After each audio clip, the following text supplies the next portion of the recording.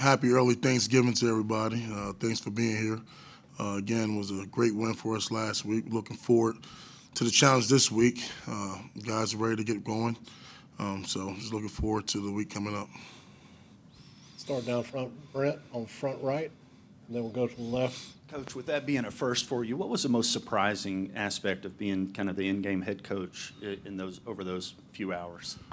Well, not so much surprising. Like I said, the main thing was this is no longer just focusing on the defense and the defensive line. So just having ears and giving my input on both sides of the ball and all three phases of the ball from special teams to offense and defense. So just having to be more engaging to the overall whole picture of things. I think that's where Tony Eddie did a great job coming in and being able to make some adjustments on the D-line while I was focusing on offense or special teams. Third row on the left, Rob. Howdy, Coach. Howdy. So last year, for the LSU game, it's like all of the pieces kind of came together, and we played arguably the best game of the year. Looking back at that, what do you think the difference was in that week, and what can you use to apply that to this game? I thought those guys responded to a great challenge they had. It was a great challenge ahead of them. At the moment, the team we were going to play, LSU, they were getting ready to go get ready for a conference championship. And our guys, for them, that was like, okay, well, this is our last game. Let's go out and play the best as we can. And like I said, it all came together. I thought all three phases last year came together and played well. Go back to the back end, Ben, and then over to Tyler. Coach, after the game, you talked about, you stand on the shoulders of a lot of people who've helped you get to this point. Of that support system, where do you think that humility kind of got instilled? Like, where do you think that kind of got drilled into you at a young age? My grandmother, my mother, like I said, never get too big, never get too low, and understand that whatever we're blessed with, you better show some gratitude to it, so that's just how I was raised. To tell you exactly where it started, I just know my grandmother, my mother did a really good job on just keeping me humble and keeping me grounded and just understanding that what can you do to make somebody else's life better? And you always get blessed when you do that. And then after you guys, made the coaching change, did y'all get together as a staff? And, I know you're always self-evaluating, but just kind of try to come up with a few ideas, brainstorm some things that in your operations, either game day on the field or, routine leading up, things we want to try out just to try to get this team a spark in the whole week leading up to the game? Yeah, we met as a staff, and we had to meet as a staff to see, okay, what was the best thing to get our guys prepared for the game. It was the best thing for us as a staff to make sure we can communicate and be on top of everything. Like I said, Coach Petrino came down the field, which was different. Promoting Coach Tony Girardetti to defensive line coach allowed me to be more freely during special teams and during the offense when our guys was on offense was on the field. Staying back behind the lights to the left, Tyler. Coach, with that, that week that you've had, is there anything, I guess, in addition or more things you want to change for now your second week? No, I think every week is different, and the opponent who we're preparing for. So, creating more competitive periods, just changing up the schedule for things we may need to see more that we didn't need to see last week. So, every opponent is different, and what we need to emphasize on during practice. And speaking of that opponent, when you look at someone like Jaden Daniels, just kind of what have you seen from him this year, and just how do you stop a quarterback like that? He's extremely talented. Does a really good job. We look at a guy that rushed for over 1,000 yards, threw for over 3,500 yards. He has a great coach, Coach Kelly. So again, he's a problem. He's a true weapon. So we have to be on top of our game to give ourselves a chance. Do you take last year's game at all, when preparing for this, or is it just too different of a team, I guess? You have to evaluate the things that happened last year, but again, he's grown so much since last year. He's not up for the Heisman for no reason. He's talented, he's smart, he makes great decisions, he protects the football, so he's a challenge. Go to the left, Carter, and then to the back, Chip. What are these receivers at LSU? What challenges do they present from what you've seen? They're 2 first-round draft pick talent. Look at their stats, look at the talent. These guys are first-round draft picks. Both of these guys have over 1,000 yards receiving. You don't see that often, 2 guys on the same team. And not just those 2 guys. You talk about even Lacey. He's a guy that's 500-plus receiving yards. So they have a talented group. It'll be a great challenge for us.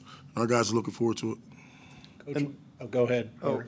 do you expect Max Johnson and Josh DeBerry to be available to play? They say it's a daily matter, day to day. Go back to the back, Chip.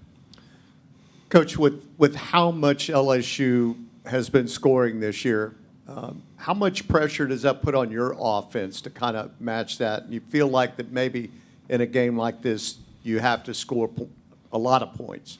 It's not just pressure on the offense. Like I said, I mentioned this before. We have to play complementary football, and that's in all three phases. That's defense, that's offense, and that's special teams. We got to find the inches to do what we got to do. Like I said, those guys are going to score points.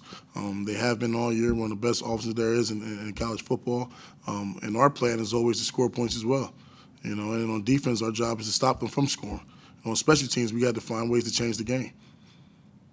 Second row here on the right, David, right behind. When do you guys plan on leaving for Baton Rouge? Okay, so this week, tomorrow's the last day of school.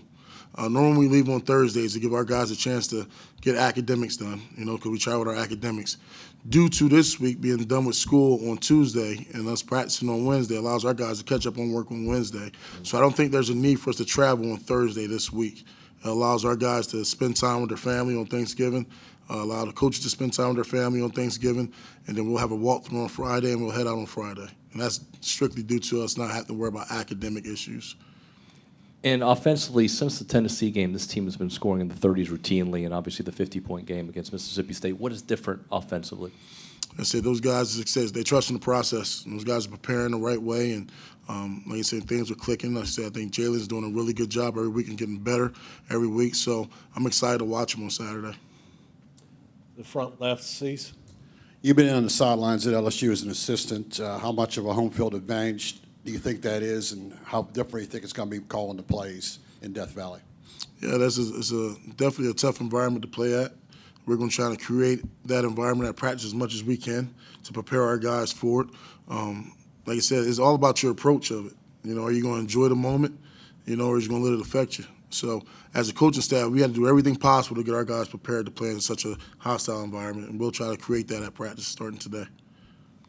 Other questions down front, Travis? Yeah, so at times this season, there's been some struggles in pass protections on the offensive line. From your perspective on either side, what has been some of those issues, and how are y'all working to continue to correct those coming into the game this weekend? Yeah, when you say protection, I think it goes beyond just the offensive line. It can be either the mic call, it can be tight ends, it can be running backs, it can be how the routes being ran, it can be quarterback's decisions, you hold on the ball too long. So you can't just put it on one position group. So I think it's a collection of everything. But what we have to do as coaches is narrow it down so we put our players in the best situation where we don't have to worry about him holding on to the ball, where he can get the ball out of his hands. Other questions? Front left, Cease.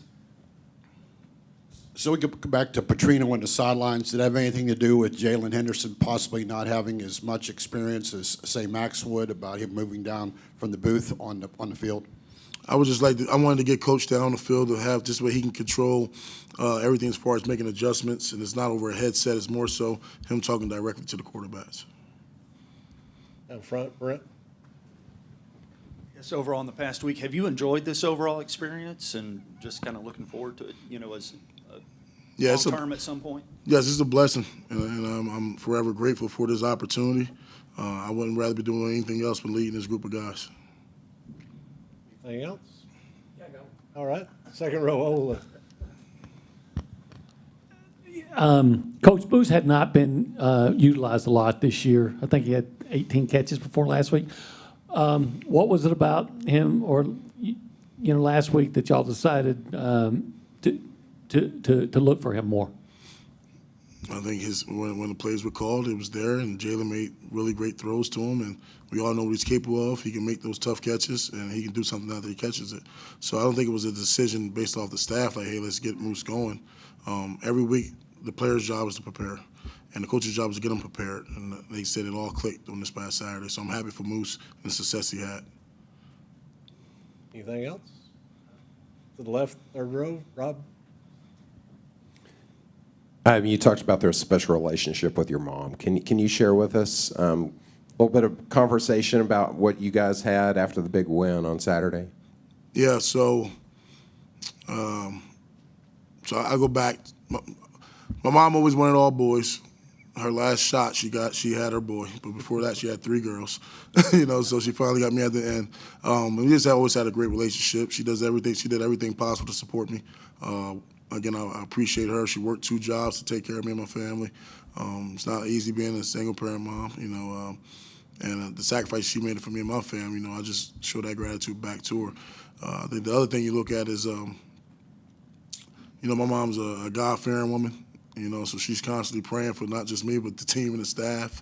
And I think for her to have an opportunity to travel and get the chances to watch the game and see the things and get a chance to meet so many great Aggies, I think she's just more appreciative and proud to see the moment and hear good things about her kids. You guys all have kids, so people speak highly of your kids. You guys be proud as well. So I think it was good for her just to get a chance to make it down to Texas and see a game. And your daughter jumped in your arms there afterwards. That was pretty nice. Yeah, if I didn't pick her up, you probably would have finished the interview. She was going to keep screaming daddy until I picked her up. So I'm glad just one of them made it over because I got 2 others that would have came over as well. So it's been hard to hold all of them and answer questions. But like I said, I got a unique group of crew at the house. My kids are everything to me. Down front, right, Brent? As a follow-up to that, how old were you when you became aware your mom was really, really, really happy to have a boy? Like, when did she let you know that? Well, when my 3 sisters told me I was the one that was spoiled, or told me that I wasn't the one, I never got in trouble, or so my sisters let it be known. My mom always told me, it's like, no, he's not. He's not my favorite. Then she'll whisper my ear that I was her favorite. So. All right. Okay, we've got one from the French fry guy, There you Andrew go. Monaco. Elijah, the 12th man kickoff team. What went into that? And when you talk brotherhood, when you saw the joy for one another after that play, did that gladden your heart because they got your message? That's what it's all about, man. How awesome was that? To hear the crowd, to see the guys on the sideline, that's what it's all about. Those guys remember that for the rest of their life. I'm sure their family will. I'm sure the crowd will. I'm talking about what it means to be an Aggie. That showed it right there. And those guys had a time in their life. I love the fact to see them how hard they played, how fast they ran, and then to watch them celebrate. Man, that was special. That was special. It puts chills through my body when I watched it. All right, Coach. Appreciate your time. Thank you, guys.